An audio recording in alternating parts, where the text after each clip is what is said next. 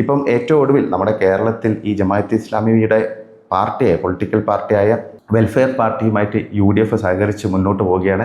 അടുത്ത നിയമസഭാ തെരഞ്ഞെടുപ്പിലും അവരുമായി ചേർന്ന് മത്സരിക്കാനുള്ള ഒരു സാധ്യതയാണ് കാണുന്നത്. തദ്ദേശ തെരഞ്ഞെടുപ്പിൽ അവരുമായി ചേർന്ന് മത്സരിച്ചു പല വെൽഫെയർ പാർട്ടി നേതാക്കളും പലയിടങ്ങളിൽ ജയിച്ച് കയറിയിട്ടുണ്ട്. അപ്പം VD സതീശൻ ഉൾപ്പെടെയുള്ള ആളുകൾ പറയുന്നത് ജമാഅത്തെ ഇസ്ലാമിക്ക് ഇപ്പോൾ പഴയ വീര്യമില്ല, അവർ മതരാഷ്ട്രവാദം ഉപേക്ഷിച്ചു എന്നൊക്കെയാണ് പറയുന്നത്. ജമാഅത്തെ ഇസ്ലാമിയുടെ അമീർ ഉൾപ്പെടെ പറയുന്നു, അതായത് ഞങ്ങൾക്കിപ്പോൾ മതരാഷ്ട്രവാദമില്ല എന്നൊക്കെ. അത് ശുദ്ധ അസംബന്ധമാണ്. അത് ആളെ തെറ്റിദ്ധരിപ്പിക്കുന്ന ഒരു സംഭവമാണെന്നുള്ള കാര്യത്തിൽ ഒരു തർക്കവും വേണ്ട. കാരണം ജമാഅത്തെ ഇസ്ലാമി സ്ഥാപിച്ചത് മൗലാന മൗദൂദിയാണ്. അതിപ്പോൾ പാകിസ്ഥാനിലെ ആയിക്കോട്ടെ, അല്ലെങ്കിൽ ബംഗ്ലാദേശിലെ ആയിക്കോട്ടെ, ഇന്ത്യയിലെ ആയിക്കോട്ടെ, ഇതിനെല്ലാം ഒരേ ആശയധാരയാണുള്ളത്, ഒരേ ലക്ഷ്യമാണ്. ലോകം മുഴുവൻ ഇസ്ലാമികവൽക്കരിക്കുക, ഹുക്കുമത്തെ ഇലാഹി സ്ഥാപിക്കുക എന്നുള്ളത് തന്നെയാണ് അവരുടെ ലക്ഷ്യം.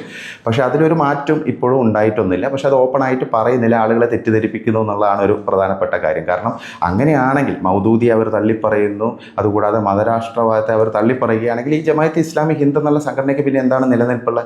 അങ്ങനെയാണെങ്കിൽ ആ സംഘടന പിരിച്ചുവിടണം, വേറെ എന്തെങ്കിലും പേരിൽ ഒരു പുതിയ സംഘടന രൂപീകരിക്കണം. ഇത് ജമാഅത്തെ ഇസ്ലാമി എന്ന് പറയുന്ന അതേ പേരിൽ ഇപ്പോഴും ഇവിടെ പ്രവർത്തിക്കുന്നു. എന്നിട്ട് പറയുന്നത് ഞങ്ങൾക്ക് ഹുക്കുമത്തെ ഇലാഹിയുമായിട്ട് യാതൊരു ബന്ധവുമില്ല, അതുകൂടാതെ തന്നെ ഞങ്ങൾ ഇത്തരം ആശയങ്ങളൊന്നും മുന്നോട്ട് വെക്കുന്നില്ല എന്ന് പറയുകയാണെങ്കിൽ പിന്നെ ആ സംഘടനയ്ക്ക് എന്താണ് നിലനിൽപ്പ്? ആ സംഘടന പിരിച്ചുവിട്ട് പുതിയൊരു സംഘടന തുടങ്ങണം. അപ്പോൾ അത് ആളെ പറ്റിക്കാനുള്ള ഒരു പരിപാടിയാണെന്നുള്ള കാര്യത്തിൽ പ്രത്യേകിച്ച് സംശയമൊന്നും വേണ്ട.